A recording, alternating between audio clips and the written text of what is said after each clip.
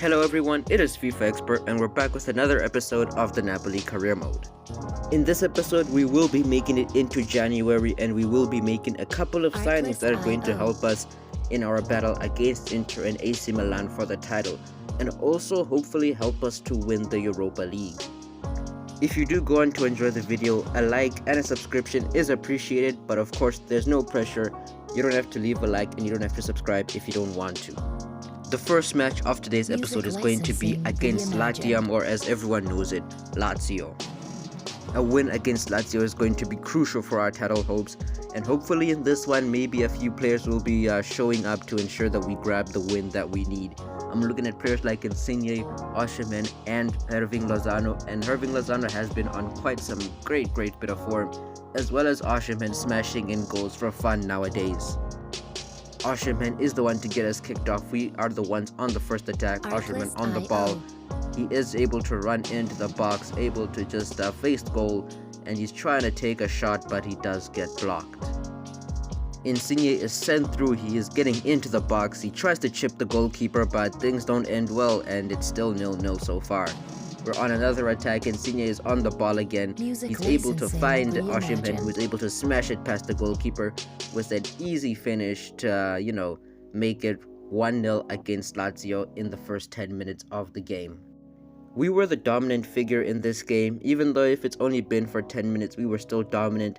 But Lazio also decided to retaliate. Felipe Anderson was on the wings. Couldn't quite cross the ball though because there was no one to cross to, and we were able to just force him to pass it back to Tagliafico, who does give it back to Alvarez. Lazio are on the ball. They are trying to play it inside. They take a shot. Rui is able to block. They still get an opportunity, but Alban Lafont is able to block it. It's a bit of chaos in the box. Lazio is still able to keep the ball. Felipe Anderson passes it to Tagliafico, and then he gives it off to Pedro, who gave it to Lucas. It's just also confusing, and Alban Lafont is able to make another save. It's a corner for Lazio. We rarely concede from corners, so I do like my chances against defending this corner here, but so far things aren't looking so well on the wings. They're able to just somehow cross it in, but Koulibaly is able to clear it out, but they do get the ball back, but we're also able to take it back once more. Insigne is the one running on the wings. He has options. Osimhen, Lozano, all of them running. He decides to cut inside though. He doesn't quite have the pace to beat that defender. He does give it to Maxime Lopez, who is able to smash it past the Lazio goalkeeper, and just like that, in the 23rd minute, we're able to make it 2-0, and our French maestro, our new midfield tactician, is able to give us the lead. Lazio were able to take a shot, and Alban Lafont put in a real good save to ensure we don't concede. It is another corner kick. This time they're not playing it short. They're trying to hit it straight into the box, but Maxime Lopez is able to clear. Although Lazio are able to keep the ball, they're still on the attack here, trying to play it around, trying to see if there is a gap they can exploit in our defense. But so far we're looking sturdy. Maxime Lopez is able to intercept, but Lazio were able to go on the attack once more. But the second time of asking, we're able to deal with it nice and easy. Zielinski has been sent away. Lozano is running to his right. He cuts it back to Lozano, and yeah, a nice and easy finish, and just like that, it is going to be 3-0 against Lazio so far.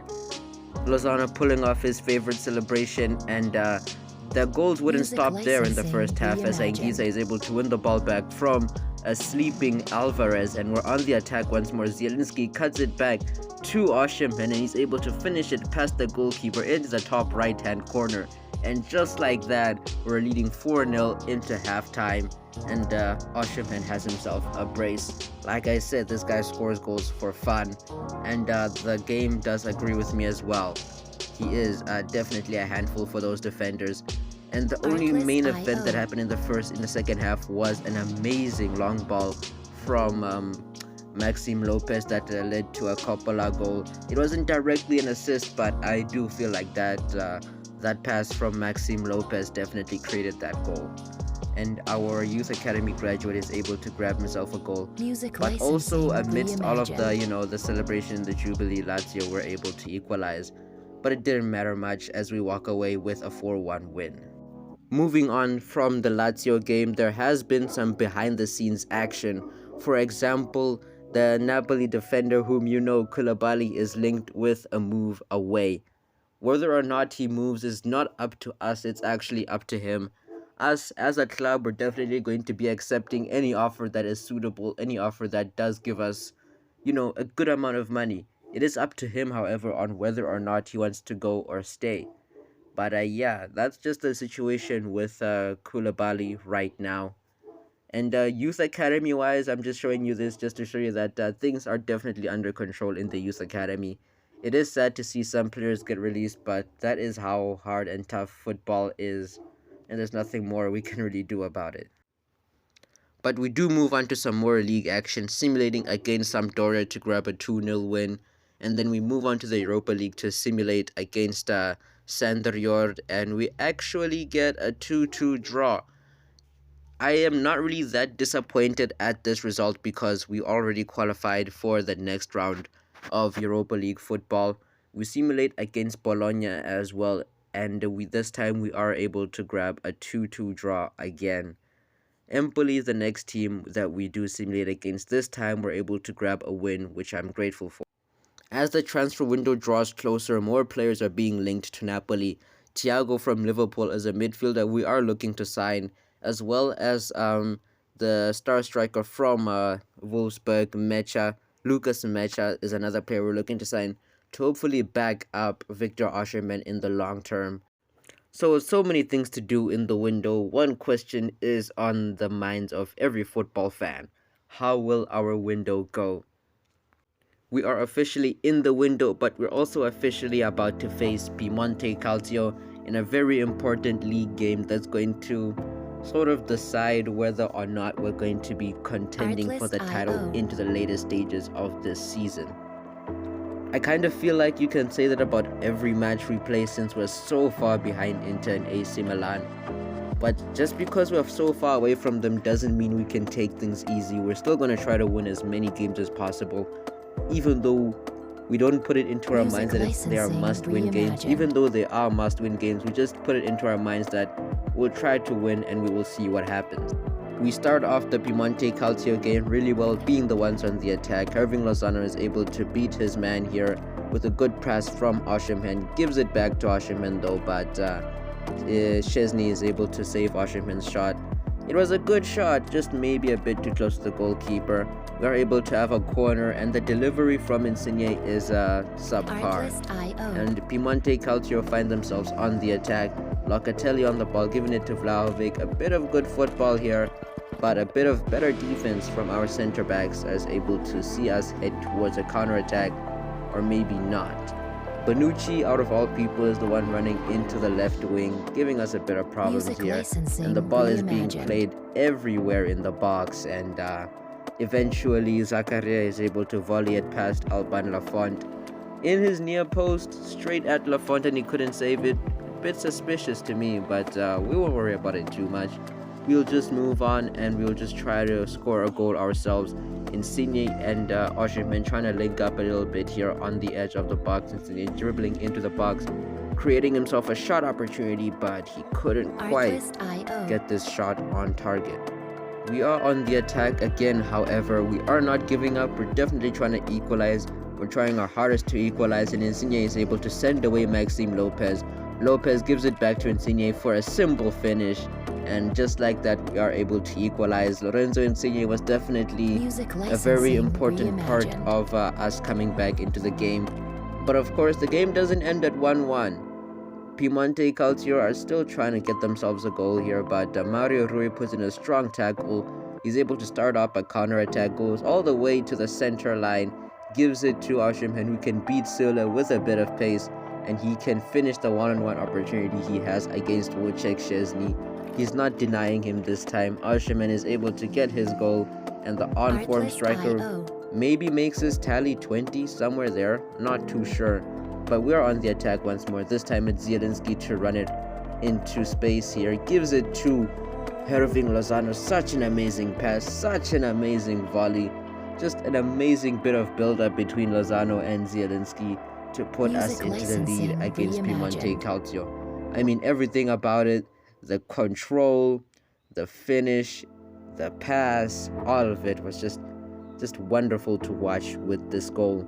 Heading into halftime with a 2-1 lead, thanks to a bit of magic from one of our, maybe not one of, two of our star-studded players, as well as Osimhen being very important as well in that one. Lozano is able to give it to Di Lorenzi at the start of the second half. We're always on the attack in these types of games. However, his cross couldn't quite find the right man. Piemonte Calcio are on the attack. Arthur sends away Leonardo Bonucci, but his through pass is a bit overhit. Bonucci is able to catch up with it though, but his cross is blocked by Di Lorenzi, resulting in a Piemonte Calcio corner. And we are able to deal with this one. It's a bit awkward, but we're able to deal with it. But Piemonte Calcio are able to keep the ball. They're going to pass it around in the box, just trying to generate an opportunity. And Alban Lafont is able to take control of the weak shot.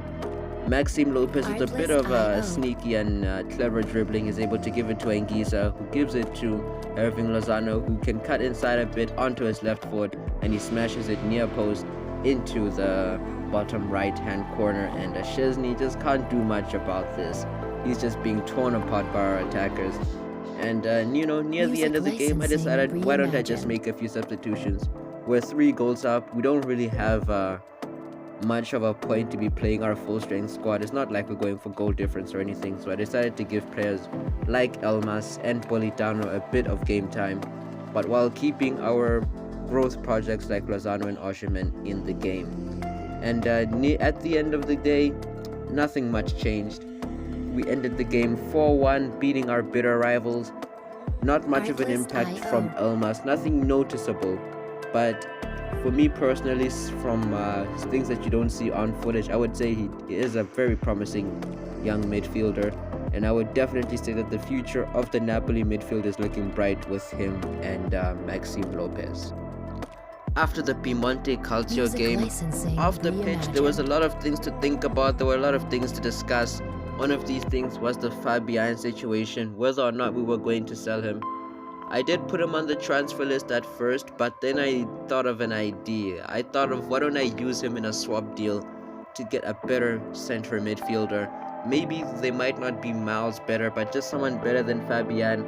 And maybe this person also could be a bit older, just to give us a bit of experience, because I don't see Zielinski staying with us next season if a big club does, come and offer for him. So that's why I did decide, why don't I just put Fabian in a swap deal with Thiago Alcantara. And Jurgen Klopp was willing to take Fabian. I was able to negotiate it down to 40 million plus Fabian. And after that, the only thing that was left was to agree terms with the player. Negotiations went relatively well with Thiago. We were able to also give him just a minor reduction in his wages, just a bit of 5,000, just rounding it off. And just like that, we have a new player in the Napoli ranks. Artlist.io. After signing Thiago, I decided to give him his original number, his personal number, number 6. And while doing that, I also messed around with numbers of other players to make sure that they made sense. Because I gave Thiago the number 6, it kind of started a domino effect, if you could say. And it meant that the number 10 spot went to a player that doesn't really belong with number 10. But speaking of the number 10, I think I might have done a very, very controversial decision here. Maxime Lopez, I'm not gonna lie, I think the number 10 would look really nice on the back of his shirt.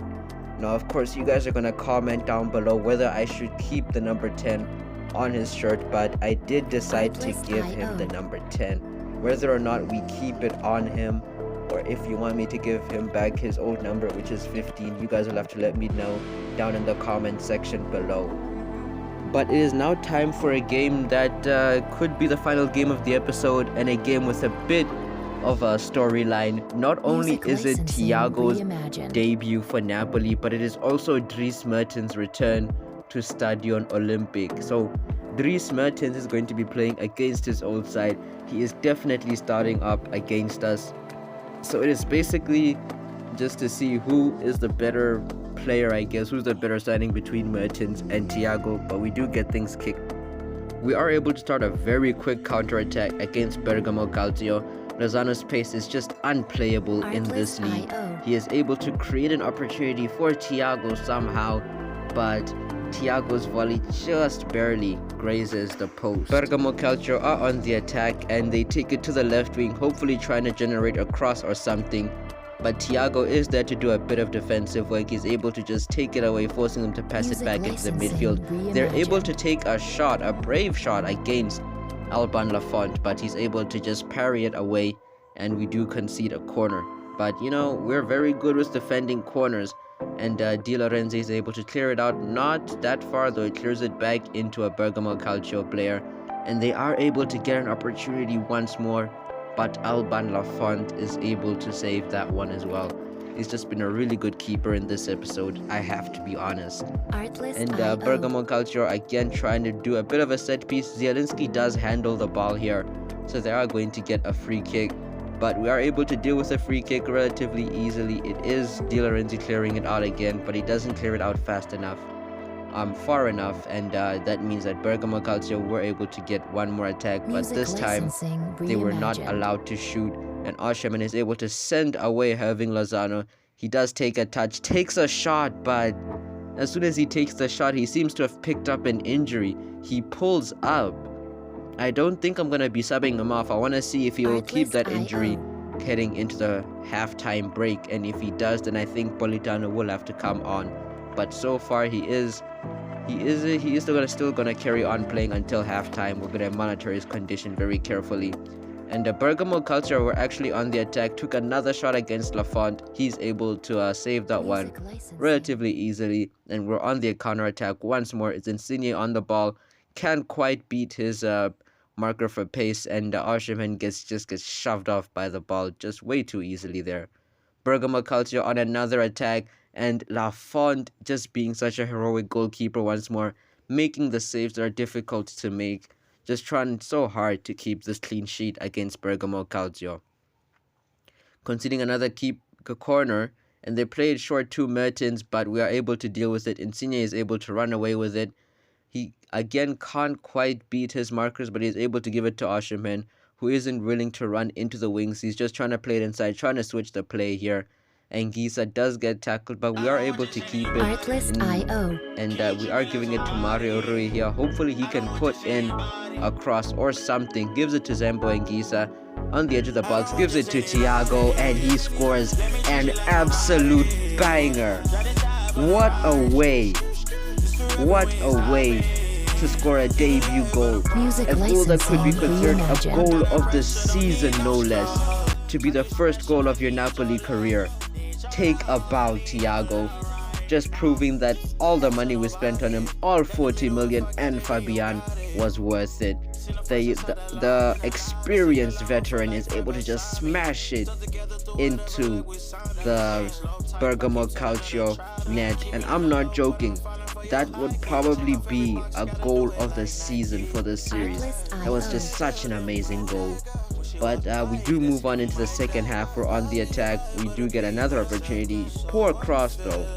But we are able to keep pressure on. Thiago is on the ball once more, just trying to dribble around the defense. And he's able to make his way into the box. Able to take a shot, but it does get blocked. And it's actually a handball in the box.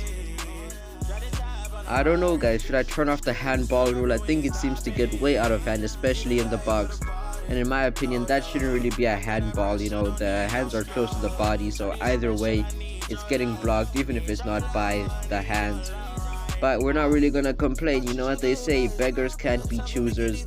Lorenzo Insigne is gonna hit it into the top right hand corner, and it's going to be a nice and easy penalty goal. Just a perfect penalty into the top right hand corner. But Insigne is going to be showing respect, not because he used to play for Bergamo, but because he just wants to show respect to a good friend of his in Dries Mertens. We are on the attack once more in the 60th minute. Lozano puts in an amazing pass to Lorenzo Insigne, but he can't finish. That would have been another contender for goal of the season just because of how great that pass was. But we are on the corner. We are taking a corner. Thiago tries something special, but the volley is a bit too weak. And Bergamo Calcio find themselves on the attack once more in the 66th minute. Jimenez on the ball, but Koulibaly is able to just do some good defense. Despite him being rumored to leave the club, he's able to just put in a good defensive shift.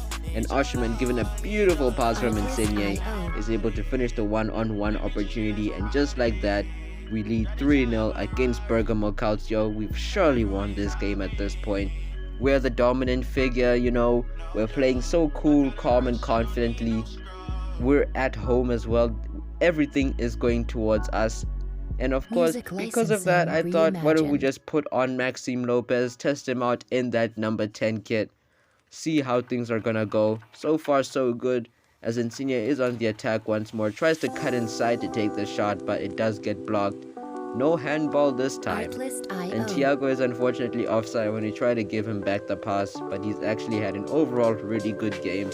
And the game ends there. 4-0, I think it was. Is it 4-0 or 3-0? I don't know, but all that matters is it is a win. And we walk away with 3 points, and that means that heading into the next few games, we're definitely going to be having loads of confidence. This caps the end to an amazing episode that was full of goals, showed us a potential goal of the season, showed us some great passes, some great saves, and also ensured that we made a really nice improvement into the midfield. Hopefully into the next episode we can just make one more signing to keep the good times rolling, and hopefully in the next episode we are going to be able to push further on into the season. Next episode, hopefully we are going to get some Europa League gameplay, but here's hoping, for me saying the word hope like 10 times in one segment. But I hope you did enjoy the episode. I guess I'll see you guys on another day. I already did ask you guys to like and subscribe if you wanted to, but I guess the next thing I could ask you guys to do, if you really wanted to, was to join the Discord that I'm going to link down below. But other than that, everything else is just see you later. Hope you enjoy your day, and I hope that you will be around when I upload for the next Napoli Career Mode episode. I hope you all have a good one. See you later, and goodbye.